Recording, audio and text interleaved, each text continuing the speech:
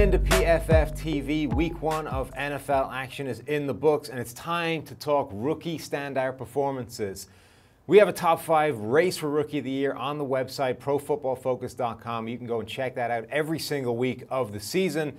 But let's start with some honorable mentions. Michael Dickson, punter of the Seattle Seahawks, the guy that crushed the PFF grading system in college, was the highest graded punter in preseason and a fantastic grade week 1. Looks like he is set to be one of the best punters in the National Football League throughout his career from the get-go. Outstanding performance from the Seahawks rookie there.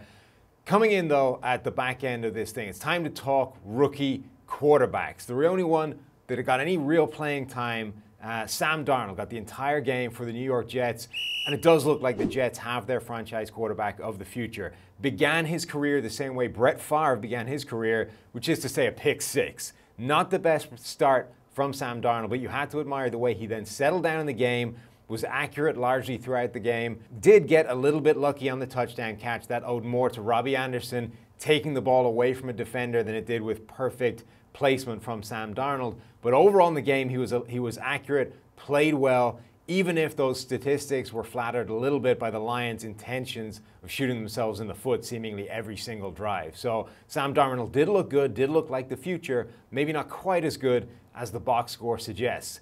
Numbers 4 and 5 on our list are both linebackers. We got Fred Warner from the San Francisco 49ers and Juwan Bentley for the New England Patriots. Both guys not high draft picks, both guys relatively modest draft picks, but Fred Warner was everywhere in that game. Led the team in defensive stops, had a forced fumble, looked like he was a fantastic find for the 49ers, who were without Reuben Foster. We thought that was an area they might struggle in against the Vikings, but Fred Warner was able to pick up the slack and looks like he could be a steal to slot in alongside Reuben Foster when Foster is back in the action. Juwan Bentley continued his fantastic preseason tape into the regular season with the Patriots. Looks like he could be one of the steals of the draft within that New England defense. He's an exciting player to watch, given that he crushed the PFF grading system throughout his college career, particularly against the run.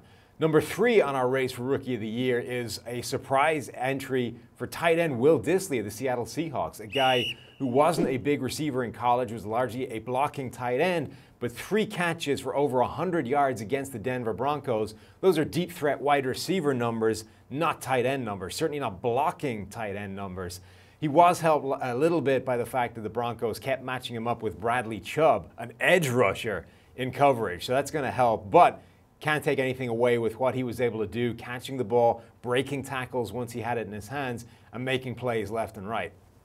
Numbers 2 and 1 on the list, the top of the list for Rookie of the Year after Week 1, they're both Cleveland Browns. We don't have any Baker Mayfield yet. It's still Tyrod Taylor, quarterback, but Denzel Ward, their number 4 pick, and then a mid-round guy, Gennard Avery, a guy who surprised everybody really by how he's played in preseason, was a real monster on the edge for the Cleveland Browns in Week 1. And Denzel Ward had a pair of interceptions. He did get beaten by a touchdown, or for a touchdown by Antonio Brown, but that's Antonio Brown. He was in tight coverage the whole way, still only gave up a passer rating in the 60s when targeted, despite covering Antonio Brown, the best wide receiver in the game, for most of that performance. So really impressive outing from Denzel Ward. He is the single best rookie so far after Week 1, currently leads our race for Rookie of the Year. Check out the rest of our videos on the YouTube channel. Hit like, hit subscribe, and check out ProFootballFocus.com for the full list.